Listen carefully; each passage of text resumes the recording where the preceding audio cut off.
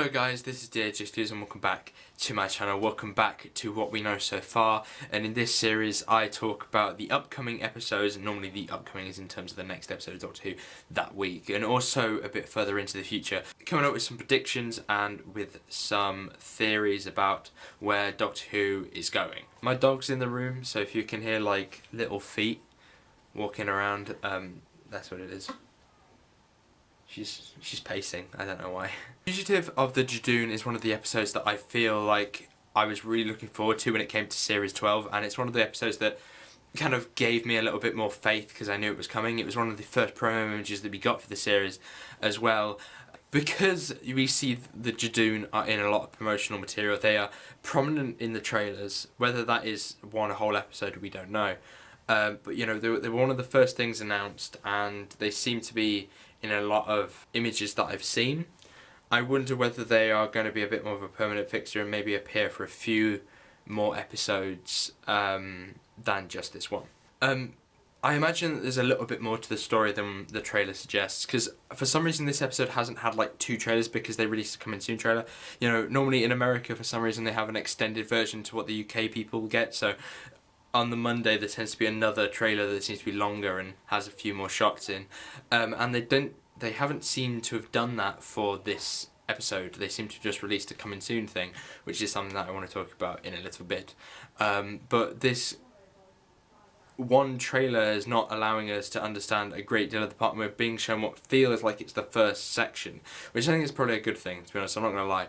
But it makes it quite hard to talk about the story and trying to predict it when you haven't got anything to predict, because you only got like a small amount of the story. You know what, I wouldn't not mind if the entire story is set in Gloucestershire and the Judoon walk into people. They are basically being a bit of a public nuisance.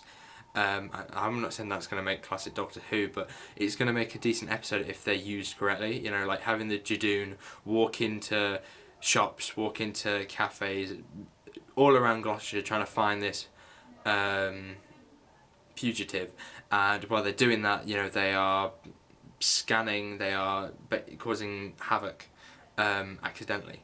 And I would like it if the Doctor, Yaz, Graham, all of the TARDIS team this year just took a bit of like a step down this week, and a bit like they did last week. But I think that, you know, involving themselves too much in this story would be a bad thing. You know, like the Doctor's always understood that he can't go ahead and influence the Judoon. You know, it's their laws. So I'd like it if Jodie Whittaker would not like actively try and stop them, but try and lead them in the direction that is the safest. Okay, right, so this fugitive that the episode mentions, I think it's pretty safe to say that whoever it is not in the trailer. Unless it's that man, because that man could be another Time Lord maybe. Maybe he's like the 9 Omega, the Vanguard, like, I don't know. Just because like there's a couple of shots and you look at it and they've filmed him like he's kind of like a bad guy. They haven't filmed him you know, like a regular person. He seems to be kind of like lower, and they filmed him like that, and he's kind of hiding his face. That's how they film like people that are hiding something. It's not like they're hiding like there's a reason for that shot, and it might be because like he's hiding something. So if he's not the fugitive, then I think the fugitive will be Daniel Barton, Daniel Barton or Daniel Baxton. Lenny Henry from episode 1. I mentioned this in my Spyfall, well, I'd be Orphan 55, wouldn't it? I mentioned this in the Orphan 55 video, and I was talking about how he could return to some extent because he doesn't really get his comeuppance, he doesn't get his ending that he should have as a villain. Maybe this was just like a bad writing choice that I'm going to try and weave, like it was intentional so that, you know, they're going to bring it up, but whether they are or not is unknown. But if it is this guy, then he will be, well, I think it's in the south, but Gloucestershire is quite a small place, I believe.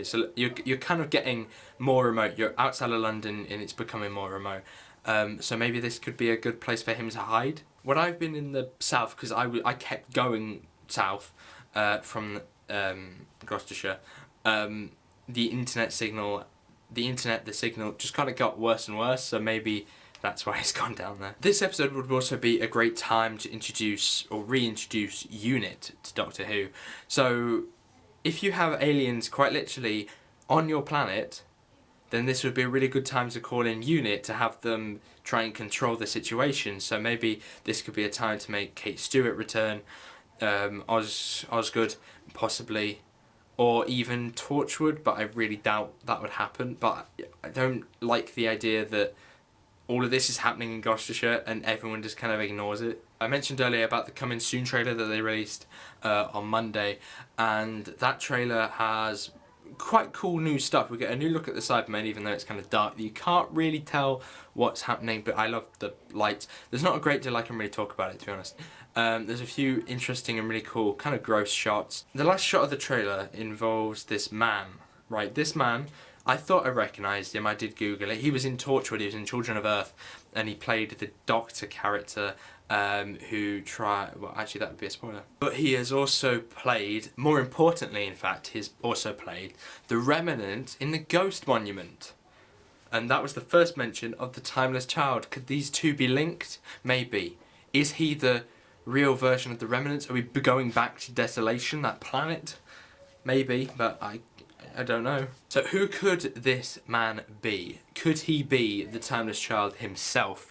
You know, he might be hundreds and hundreds or maybe even centuries years of age, which means that, you know, he could have been around when this sort of timeless child, this whole lie came forward. Could I be completely overthinking everything and it just turns out that he's just some bloke that's a guest star in one of the episodes? Anyway, thank you very much for watching. My name is DAJ Studios.